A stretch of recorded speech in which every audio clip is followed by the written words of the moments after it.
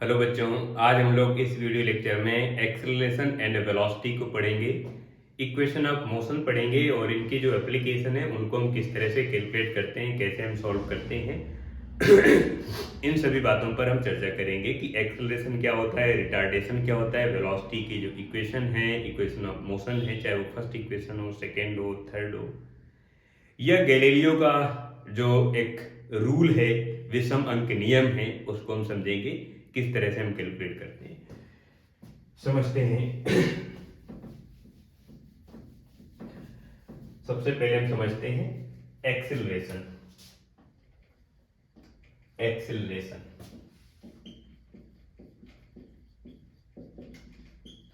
Acceleration का मतलब है change in velocity with respect to time. किसी भी पार्टिकल की जो वेलोसिटी है वो टाइम के रिस्पेक्ट में कितनी चेंज हो रही है।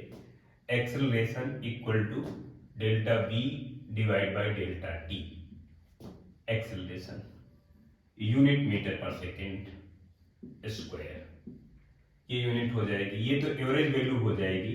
अगर आप इंस्टेंटेनियस एक्सेलरेशन की कैलकुलेट करना चाहते हैं, इंस्टेंटेनियस वैल्यू, तो instantaneous value equal to dv divide by dt, इस तरह से unit metre per second square. और आपको मालूम है vector v equal to dr divide by dt या dx बाय dt आप लिखते हैं तो a equal to d by dt and v की वैल्यू लिखेंगे dr vector divide by dt and finally आप लिख सकते हैं vector e equal to D square r divide by d t square. यानी जो डिस्प्लेसमेंट है किसी पार्टिकल का, आप उसका अगर सेकंड डेरिवेटिव फंक्शन कैलकुलेट करेंगे तो हमें एक्सेलरेशन मिल जाएगा। ये एक्सेलरेशन है। एक्सेलरेशन की वैल्यू पॉजिटिव हो सकती है, निगेटिव हो सकती है, जीरो हो सकती है। अगर पार्टिकल यूनिफॉर्म मोशन कर रहा है, यूनिफॉर्म मोशन कर रहा है या रेस्ट पर है, तो पार्टिकल की वेलोसिटी कांस्टेंट होगी। कांस्टेंट वेलोसिटी पर कोई एक्सेलरेशन नहीं होगा। अगर वेलोसिटी की वैल्यू डिक्रीज हो रही है, डिक्रीज होने पर एक्सेलरेशन नेगेटिव होगा, इंक्रीज हो रही है तो एक्सेलरेशन पॉजिटिव होगा। समझते हैं इसकी तीन वैरायटी। फर्स्ट वैरायटी, अगर पार्टिकल की जो वेलोसिटी है वो कांस्टेंट है, for constant velocity, constant velocity. Constant velocity की भी दो बातें हैं, एक तो पार्टिकल एट रेस्ट पर हो, और पार्टिकल रेस्ट पर है तो इसकी वेलोसिटी जीरो है और जीरो भी एक कांस्टेंट है। दूसरी, पार्टिकल मोशन पर है बट यूनिफॉर्म मोशन कर रहा है, यूनिफॉर्म मोशन कर रहा है। और अगर कोई पार्टिकल यूनिफॉर्म मोशन कर रहा है तो न वो अपनी डायरेक्शन चेंज कर रहा है और न ही मैग्नीट्यूड चेंज कर रहा है, तो हम कहेंगे पार्टिकल यूनिफॉर्म मोशन कर रहा है। इस सिचुएशन पर जो एक्सेलरेशन होगा वो जीरो होगा, नो एक्सेलरेशन। और इस समय जो बॉडी का फ्रेम होगा वो इनर्शियल फ्रेम होगा। इस फ्रेम को आप कहेंगे inertial frame, x and y axis. और यहां पर जो भी बॉडी होगी उस बॉडी का जो फ्रेम होगा वो इनर्शियल फ्रेम कहलाएगा, बिकॉज एक्सेलरेशन जीरो है, वेलोसिटी वैल्यू कांस्टेंट है। कांस्टेंट में दो बातें, रेस्ट या यूनिफॉर्म मोशन। यहां पर जो फ्रेम होगा बॉडी का उसे हम कहेंगे इनर्शियल फ्रेम। ये इनर्शियल फ्रेम हो गया। सेकेंड कंडीशन, वेलोसिटी की जो वैल्यू है वो डिक्रीज हो रही है टाइम के रेस्पेक्ट में। अगर वेलोसिटी की वैल्यू डिक्रीज हो रही है तो जो एक्सेलरेशन होगा वो निगेटिव होगा।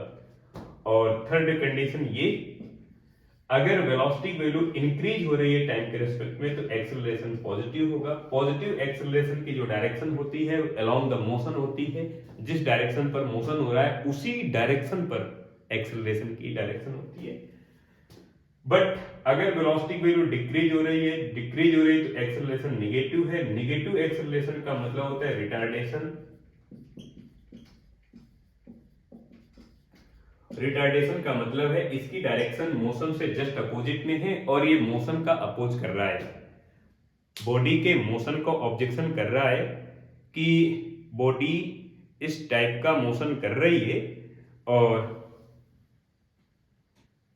हेलो, क्लास में भी हम, जी जी, समथिंग 30 मिनट।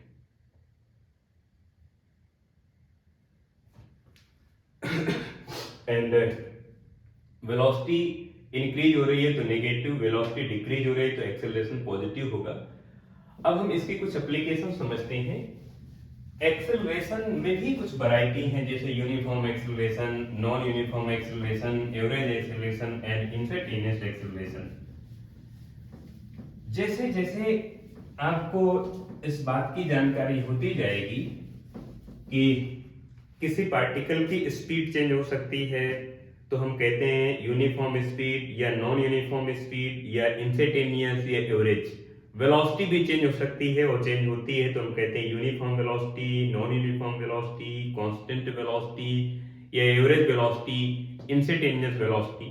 इसी तरह से एक्सेलरेशन भी चेंज हो सकता है, तो हम कहेंगे uniform acceleration, non uniform acceleration, average acceleration, instantaneous acceleration. Acceleration की भी वैरायटी है, constant acceleration, acceleration, variable acceleration, third instantaneous acceleration, acceleration and average acceleration. Acceleration, अब अगर कोई बॉडी है, कोई वेन है और यहां पर मूव कर रही है, इस टाइप से इधर की तरफ जा रही है, इधर की तरफ जा रही है। अब इसका एक्सेलरेशन कांस्टेंट भी हो सकता है, इसका एक्सेलरेशन वेरिएबल भी हो सकता है, तो हम इसमें एवरेज वैल्यू भी कैलकुलेट कर सकते हैं, इसकी इंस्टेंटेनियस वैल्यू भी कैलकुलेट कर सकते हैं, या जो एक्सेलरेशन है प्रेजेंट टाइम पर उसे इंस्टेंटेनियस एक्सेलरेशन कहते हैं, उसे भी कैलकुलेट कर सकते हैं। कुछ भी हो सकता है, लेकिन न्यूटन्स की जो एप्लीकेशन है, न्यूटन्स के जो इक्वेशन है, लॉ ऑफ मोशन है या इक्वेशन ऑफ मोशन है, केवल कांस्टेंट एक्सेलरेशन के लिए वैलिड है, केवल कांस्टेंट एक्सेलरेशन के लिए वैलिड है। अगर वेरिएबल एक्सेलरेशन है तो वो फिर जो एप्लीकेशन है, चाहे वो फर्स्ट इक्वेशन हो या सेकंड इक्वेशन हो या थर्ड इक्वेशन हो, वो वैलिड नहीं है, वो इनवैलिड है। तो एक्सेलरेशन चेंज तो हो सकता है, क्योंकि ऑब्जेक्ट की स्पीड चेंज हो सकती है, ऑब्जेक्ट की वेलोसिटी चेंज हो सकती है, टाइम चेंज हो रहा है, डिस्टेंस चेंज हो रही है, डिस्प्लेसमेंट चेंज हो रहा है, तो एक्सेलरेशन क्यों नहीं चेंज हो सकता है? हो सकता है और होता भी है। बट आपके पास जो इक्वेशन ऑफ मोशन है, v equal to u plus a t and s equal to u t plus half a t square, and third equation v square equal to u square plus 2as only valid for constant acceleration, only valid for constant acceleration। केवल constant acceleration के लिए ये equation valid है। अगर acceleration variable हो गया, acceleration change हो गया टाइम के रिस्पेक्ट में, तो फिर ये जो इक्वेशन है, न्यूटन्स की जो एप्लीकेशन है, वो फिर वैलिड नहीं है, फिर इनवैलिड हो जाएंगी। तो इस बात को आपको ध्यान रखना है कि कौन सी इक्वेशन कहां पर वैलिड है, कहां पर इनवैलिड है। अब इसके दो चार न्यूमेरिकल प्रॉब्लम और फिर इक्वेशन ऑफ मोशन देखते हैं, देखते हैं, देखते हैं। जैसे जैसे जैसे जैसे एक हमारे पास प्रॉब्लम है, एग्जाम्पल फर्स्ट, इसमें से एक्सेलरेशन गिवन है k रूट v, और यहां पर हमें जो कैलकुलेट करना है वो अल्फा ए एक्सेलरेशन है, के पॉजिटिव कांस्टेंट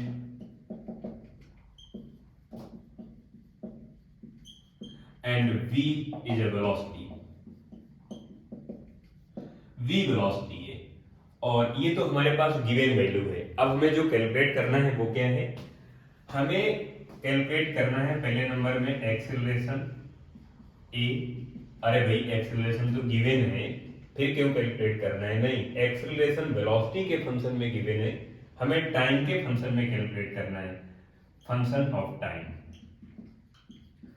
टाइम के फंक्शन में कैलकुलेट करना है, इसको टाइम के फंक्शन में कैलकुलेट करना है। एंड आपको कैलकुलेट करना है सेकेंड नंबर में velocity with function of time, इसको भी टाइम के फंक्शन में कैलकुलेट करना है। आपको कैलकुलेट करना है डिस्प्लेसमेंट, इसको भी टाइम के फंक्शन में कैलकुलेट करना है। तो ये तीन चीजें हैं और इन्हें टाइम के फंक्शन में कैलकुलेट करना है। एक इस इक्वेशन का यूज करते हैं, आप समझना ध्यान से। a equal to k root v, a mean acceleration, k root v है। एंड आपको पता है कि a इक्वल टू हम लिख सकते हैं dv divide by dt mean rate of change of velocity with respect to time. किसी भी पार्टिकल की वेलोसिटी में टाइम के रिस्पेक्ट में कितना चेंज आ रहा है, उस चेंज को हम कहते हैं एक्सेलरेशन। और ये वैल्यू यहाँ पर पुटअप करेंगे तो इधर हो जाएगा dv divide by dt equal to k times root v, and root v नीचे आ जाएगा तो dv divide by root v equal to k times dt हो जाएगा। इसमें रूट v में 1/2 पावर है, ऊपर जाएगी निगेटिव हो जाएगी, तो फिर आप इसे लिख पाएंगे v power -1/2 times dv equal to k times dt।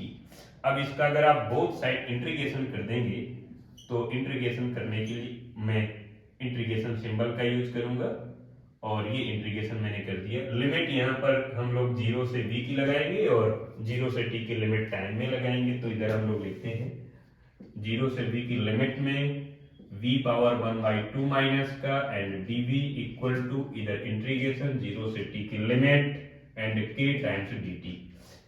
इधर से अगर मैं इंटीग्रेशन का फार्मूला लिख के बताऊं आपको तो इंटीग्रेशन का फार्मूला है t की पावर n है और dt करना है तो t की power n+1 divide by n+1 लिखेंगे। लेकिन ये फार्मूला उस समय तक वैलिड है जब तक कि n की वैल्यू -1 ना हो।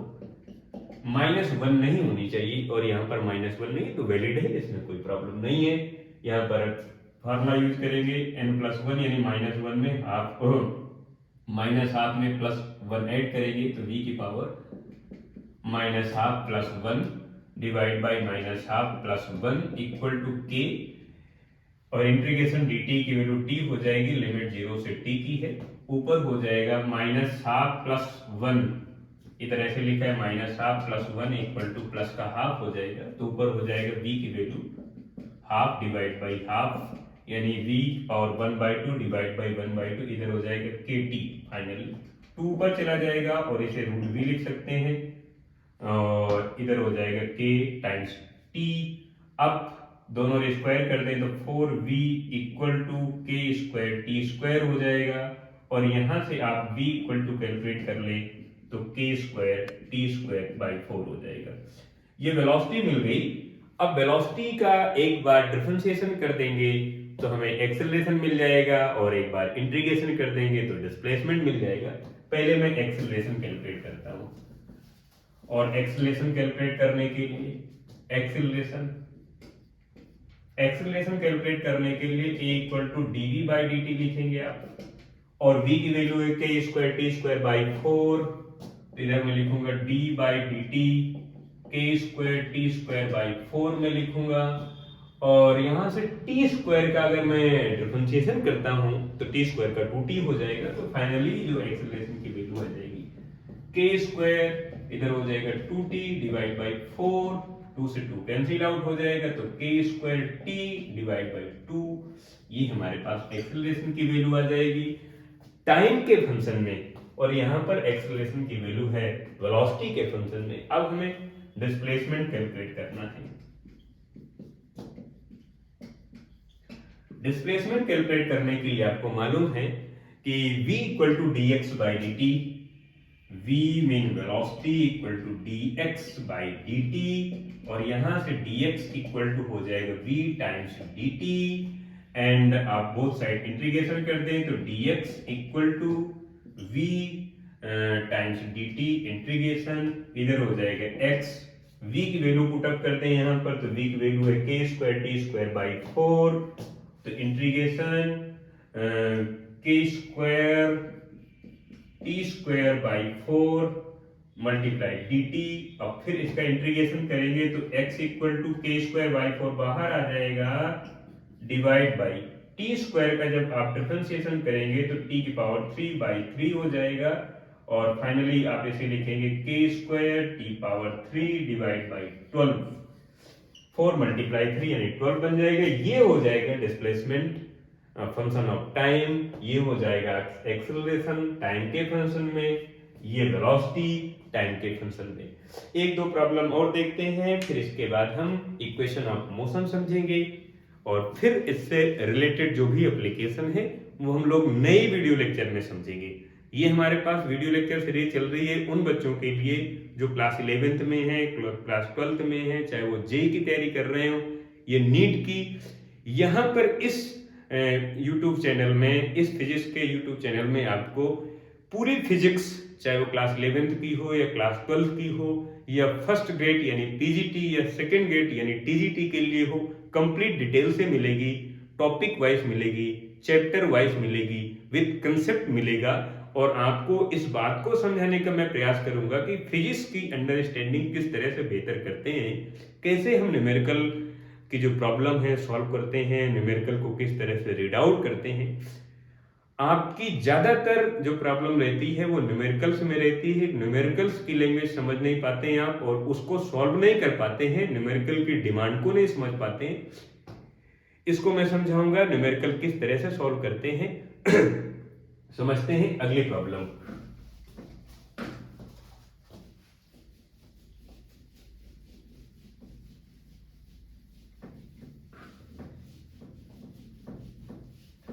अगली प्रॉब्लम में ये है हमारे पास कि एक बॉय है, एक लड़का है, इसके हाथ में एक बॉल है और ये बॉल को ऊपर थ्रो कर रहा है, वर्टिकल अपवर्ड इसको थ्रो कर रहा है। जब ये वर्टिकल अपवर्ड थ्रो कर रहा है तो ये बॉल ऊपर की ओर जा रही है और फिर ये इस तरह से आ जाएगी, बैक आ जाएगी। अब हमें बताना है यहाँ पर दो बातें, एक तो बताना है इसकी हाइट, बताना है कितनी हाइट तक ये बॉल गई। पहले बॉल ऊपर जा रही है फिर नीचे आ रही है, बॉल ऊपर जा रही है फिर बॉल नीचे आ रही है। एक तो बताना है हमको हाइट, बॉल कितनी हाइट तक जाएगी, एच की वैल्यू बतानी है, और दूसरी हमें कैलकुलेट करना है टाइम, टोटल टाइम, और यहां पर आपको जी की value 10 metre per second square use कर लेनी है। यहां पर इसकी जो initial velocity suppose that 20 metre per second है। अब ये लड़का है, लड़के के हाथ में बॉल है, बॉल को ये वर्टिकल अपवर्ड थ्रो कर रहा है और बॉल इस हाइट तक जाती है, फिर इसके बाद डाउन आ जाएगी। जब डाउन आती है तो फिर उसी के हाथ में आ जाती है, फिर से लड़का उस बॉल को कैच कर लेता है। हमें बताना है बॉल किस हाइट तक जाएगी, मैक्सिमम हाइट बतानी है, और टोटल टाइम, टोटल टाइम का मतलब जाने का समय प्लस आने का समय। जी की वैल्यू आपको 10 मीटर पर सेकेंड यूज कर लेनी है। चलते हैं, देखते हैं, सॉल्व करते हैं। आपको ये मालूम है कि यहां पर इसकी जो वेलोसिटी है 20 मीटर पर सेकेंड है। यहां से बॉल बैक क्यों होगी, क्योंकि यहां पर इसकी वेलोसिटी 0 हो जाएगी। अगर टॉप पॉइंट पर वेलोसिटी की वैल्यू 0 नहीं होगी तो ये बॉल थोड़ा और ऊपर तक जाएगी, फिर नीचे आएगी, वहां तक जाती रहेगी जहां तक इसकी वेलोसिटी, फाइनल वेलोसिटी 0 नहीं हो जाती है। जैसे ही इस बॉल की फाइनल वेलोसिटी 0 होती है वहां से बॉल बैक हो जाएगी, डाउन आ जाएगी, तो फाइनल वेलोसिटी 0 है, इनिशियल वेलोसिटी 20 गिवन है। और अब हम यूज करेंगे थर्ड इक्वेशन ऑफ मोशन। पहले नंबर हम लोग हाइट को कैलकुलेट करेंगे और कैलकुलेट करेंगे third equation of motion from third of motion. Third equation motion में v square equal to u square plus 2as। अब आपको मालूम है कि v की वैल्यू तो 0 है, u की वैल्यू 20 गिवन है मीटर पर सेकेंड, एंड ए के बजाय आप ए वाई लिखा करेंगे, ए वाई की जगह जी और जी की वैल्यू गिवन है। एस के बजाय आप एच लिखेंगे, स्मॉल लिख दें या कैपिटल से प्रेजेंट कर दें, इसमें कोई एतराज नहीं। अब इसकी वैल्यू तो जीरो है, ऊपर जा रहा है तो एक्सेलरेशन निगेटिव होगा, निगेटिव एक्सेलरेशन होगा, निगेटिव एक्सेलरेशन, और इसकी वैल्यू हम लोग माइनस जी लिखेंगे, जी की वैल्यू आपको मालूम है। ये वैल्यू आपके पास है 20, 20 का स्क्वायर कर देंगे और ये निगेटिव हो जाएगा तो 2 और जी की वैल्यू है 10। आप ए की जगह ए वाई लिखेंगे और इसके बजाय एच लिखेंगे, ऐसा लिखेंगे। इधर हो जाएगा 2, ए वाई की जगह आप 10 लिखेंगे, एच की जगह एच आपको कैलकुलेट करना है। 20 स्क्वायर यानी 20 मल्टीप्लाई 20, 20 मल्टीप्लाई 20। इधर से 20 तो बन ही जाएगा, 20 ये कैंसिल आउट हो जाएगा, h इक्वल टू हो जाएगा 20 मीटर, यानी ये बॉल 20 मीटर की हाइट तक जाएगी, इसके बाद बैक आ जाएगी। फिर हमें टाइम कैलकुलेट करना है, जाने का समय प्लस आने का समय। तो जितना जाने का समय लगा उतना ही आने का समय लगा, तो हम टाइम कैलकुलेट कर लेते हैं। टाइम, जाने का समय कैलकुलेट कर लें, उसी को डबल कर देंगे तो आने और जाने दोनों का टाइम हमें मिल जाएगा। From first equation of motion, motion का first equation v equal to u plus a t, फिर से वही वैल्यू पुट अप करेंगे 0, u की वैल्यू 20, इसकी जगह माइनस का ए वाई की वैल्यू है 10 एंड t, और जब आप इसे इधर ले जाएंगे तो 10t इक्वल टू 20 और t इक्वल टू हो जाएगा 2 second. And total time calculate करना है, total time equal to 2 second ball को ऊपर जाने में लगा, 2 सेकेंड बॉल को नीचे आने में लगा, तो टोटल टाइम हो गया 2 + 2 यानी 4 सेकेंड, 2 सेकेंड प्लस 2 सेकेंड यानी 4 सेकेंड, ये टोटल टाइम हो गया। इस तरह की प्रॉब्लम को हम इस तरह से कैलकुलेट करते हैं। इसी से मिलती जुलती एक अगली प्रॉब्लम में देखते हैं, अगली प्रॉब्लम को समझते हैं।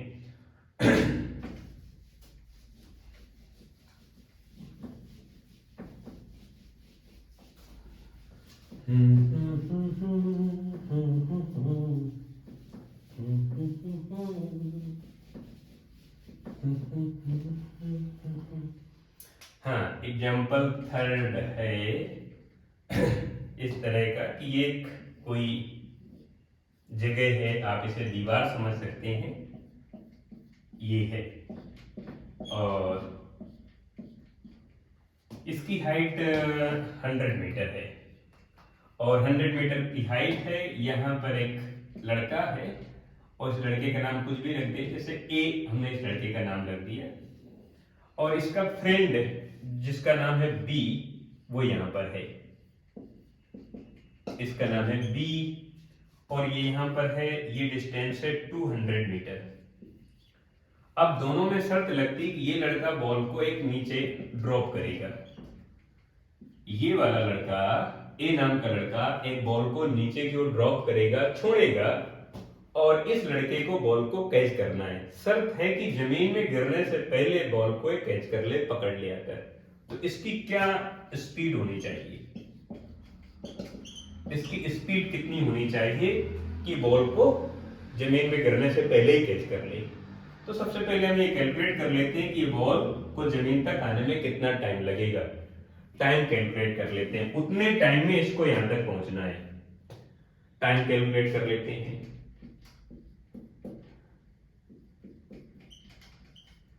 जैसे ही टाइम कैलकुलेट करते हैं,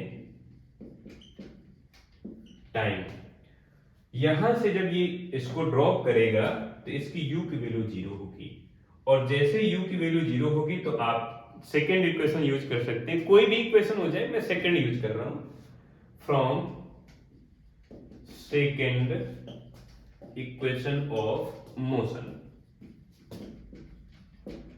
सेकेंड इक्वेशन है h equal to u t plus half g t square या ए टी स्क्वायर, ए के बजाय आप जी पुटअप कर देंगे, और h की वैल्यू 100 मीटर गिवन है, इक्वल टू u की वैल्यू 0 मल्टीप्लाई t, तो कैलकुलेट करना ही है, प्लस हाफ g की जगह 10 या 9.8 आप यूज कर सकते हैं, और 10 मीटर पर सेकेंड स्क्वायर, या आप ज्यादातर केस में 9.8 मीटर पर सेकंड स्क्वायर यूज करते हैं, बट कैलकुलेशन इजी के लिए मैं 10 मीटर पर सेकंड यूज कर रहा हूँ।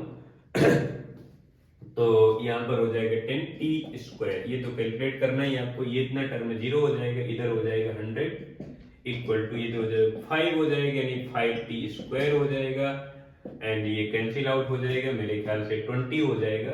तो t स्क्वायर बराबर हो जाएगा 20, तो t बराबर हो जाएगा √20। √20 का मतलब हो जाएगा 4 × 5, यानी t इक्वल टू √5 हो गया।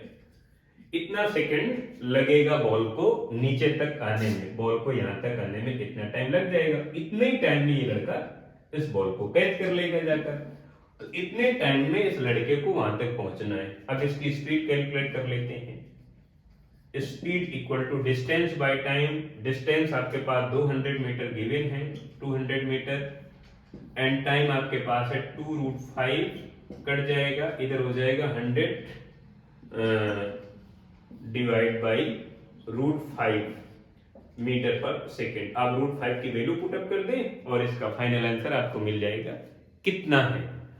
या इसे और थोड़ा कैलकुलेट करना चाहें तो कर सकते हैं। Speed equal to 100 divide by √5 है, आप √5 से मल्टीप्लाई और डिवाइडेशन कर दें, नीचे हो जाएगा 5 से 20 100 को आप डिवाइड करेंगे तो मेरे ख्याल से 20 आ जाएगा। तो इधर हो जाएगा 20√5 मीटर पर सेकेंड, ये आंसर हो जाएगा। इस लड़के को इतनी स्पीड से दौड़ना चाहिए कि बॉल को जमीन पे गिरने से पहले कैच कर ले। अब हम समझते हैं इक्वेशन ऑफ मोशन, फिर इसकी वैरायटी, फिर गैलीलियो का जो ऑड लॉ है, विषमन के नियम है, ऑड डिजिट लॉ है, उसको समझेंगे।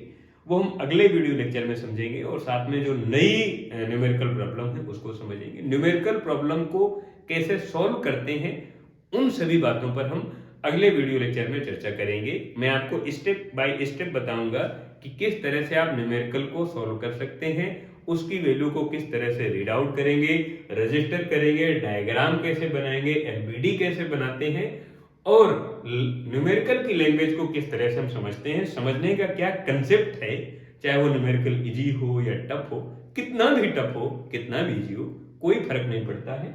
अगर आपका कंसेप्ट क्लियर है तो काम क्लियर है, अगर नहीं कंसेप्ट क्लियर है तो रट्टा मारने से कोई फायदा नहीं है। समझते हैं इक्वेशन ऑफ मोशन किस तरह से हम लोग प्रूव करते हैं, चाहे वो फर्स्ट इक्वेशन हो या सेकंड हो या थर्ड हो। देखते हैं इक्वेशन ऑफ मोशन। पहले हम देखेंगे first equation, second equation, third equation. First equation, equation of motion. आपके पास जो एक्सेलरेशन की डेफिनेशन है, एक्सेलरेशन कहता है a equal to dv by dt, mean rate of change of velocity with respect to time, यानी टाइम के respect में किसी पार्टिकल की वेलोसिटी में कितना चेंज हो रहा है, कितना चेंज आ रहा है, उस चेंज को हम कहते हैं acceleration. Mean dv equal to a times dt हो जाएगा।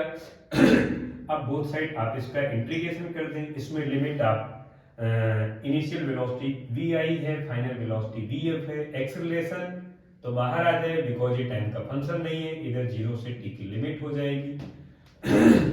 इधर एक्सेलरेशन तो बाहर आ जाएगी, इधर जो वैल्यू हो जाएगी आपके पास इंटीग्रेशन dv की वैल्यू v हो जाएगी, और लिमिट है आपके पास vi से लेकर vf की इक्वल टू a, और इसका जो इंटीग्रेशन हो जाएगा t 0 से t की लिमिट। अब मैं आपको ये समझा देता हूं यहाँ पर कि जो इंटीग्रेशन dv है उसको मैंने v कैसे लिखा, इसको मैं इधर समझाता हूं। समझते हैं, आपके पास अगर dv लिखा हुआ है तो इसको v लिखा जा सकता है। कैसे लिखा जा सकता है? ऐसा मानो कि जैसे आपके पास t की पावर n है और आप इसे dt करना चाहते हैं तो लिखेंगे t की power n+1 divide by n+1, plus अपना इंटीग्रेशन कांस्टेंट लिखेंगे अगर इंडेफिनिट इंटीग्रेशन है, ये आपने लिमिट यूज कर लेंगे। अगर यहां पर t की पावर 0 है या मान लेते हैं केवल dt है तो इसके मल्टीप्लाई में तो 1 लिख ही सकते हैं, और मल्टीप्लाई में 1 लिख सकते हैं, इसका मतलब है कि t की पावर 0 को 1 लिख सकते हैं, तो जहां पर 1 है वहां पर t की पावर 0 भी कर सकते हैं। ऐसा करना कोई एतराज नहीं, कर सकते हैं। t की पावर 0 मल्टीप्लाई dt। अब ये जो फार्मूला यहां पर आपको दिख रहा है इसको हम यूज कर लें, t की power 0 plus 1 divide by 0 plus 1 plus अपना इंटीग्रेशन कांस्टेंट अपना यूज करें, अदरवाइज ना यूज करें। अगर आप डेफिनेट इंटीग्रेशन कर रहे हैं तो इधर हो जाएगा t की पावर 1 बाई 1 इन t की पावर 1 यानी t हो जाएगा। फाइनली ये बन जाएगा। इसी तरह से ये फंक्शन है, जिस वैल्यू का अगर आप डिफरेंशिएशन कर रहे हैं या इंटीग्रेशन कर रहे हैं, सपोज दैट dv है तो v हो जाएगा, dx है तो x हो जाएगा, dy है तो y हो जाएगा, dz है तो dz का z हो जाएगा, उसी के रिस्पेक्ट में उसके बराबर हो जाएगा। यहां पर वैल्यू यूज कर लें, पहले अपर लिमिट और फिर माइनस का सिंबल, लोअर लिमिट यानी v f minus vi equal to a, इधर होगा t माइनस 0 मीन t यानी vf equal to vi plus at। आप इनिशियल वेलोसिटी को u से प्रेजेंट करते हैं, फाइनल को इनिशियल वेलोसिटी को आप u से प्रेजेंट करते हैं, फाइनल वेलोसिटी को आप v से प्रेजेंट करते हैं, तो v इक्वल टू हो जाएगा u प्लस at हो जाएगा। ये आप लिख दें v2 equal to v1 plus at, ऐसा लिख सकते हैं, जिसमें आप कंफर्ट हो उस इक्वेशन को लिखें। तीनों की शक्ल एक ही जैसी है, सिंबल केवल चेंज है, चाहे आप ये लिखें, ये लिखें, ये लिखें। Second equation of motion, second equation of motion में आप यूज करेंगे जो वेलोसिटी की डेफिनेशन है। वेलोसिटी की डेफिनेशन है v equal to dx by dt, इस तरह से। तो यहां से आप dx इक्वल टू कैलकुलेट करेंगे, v dt हो जाएगा, और v की वैल्यू आपको मालूम है u प्लस at, तो इधर हो जाएगा dx equal to u plus at multiply dt। अब dt का अंदर मल्टीप्लाई करा देंगे, बोथ साइड इंटीग्रेशन करते हैं, तो इधर हो जाएगा dx equal to integration u dt plus integration at times dt। ये बन जाएगा। लिमिट यहाँ पर x नॉट से लेकर x की लिमिट, बिकॉज ये इनिशियल पोजीशन है किस पार्टिकल की, ये फाइनल पोजीशन है। यहाँ पर टाइम की लिमिट 0 से t की, 0 से t की टाइम की लिमिट। इधर से फिर वही हो जाएगा x minus x naught equal to, इधर u बाहर आ जाएगा, इंटीग्रेशन dt t बन जाएगा यानी u टाइम्स t हो जाएगा, प्लस a बाहर आ जाएगा, t की पावर 1 है, t की पावर 1 का अगर आप इंटीग्रेशन करेंगे तो 1 प्लस 1 बाई 1 प्लस 1 यानी a t square by 2 limit use करेंगे, तो फाइनली हो जाएगा x minus x naught equal to u t plus half a t square. और आप इसको इधर लिख सकते हैं, तो x इक्वल टू हो जाएगा x not plus you t plus half a t square. अगर इनिशियल पोजीशन बॉडी का 0 है तो इसकी जगह आप 0 कर देंगे, तो x equal to u t plus half a t square बन जाएगा। थर्ड इक्वेशन देखते हैं ऑफ मोशन। मोशन का थर्ड इक्वेशन किस तरह से हम लोग कैलकुलेट करते हैं समझते हैं।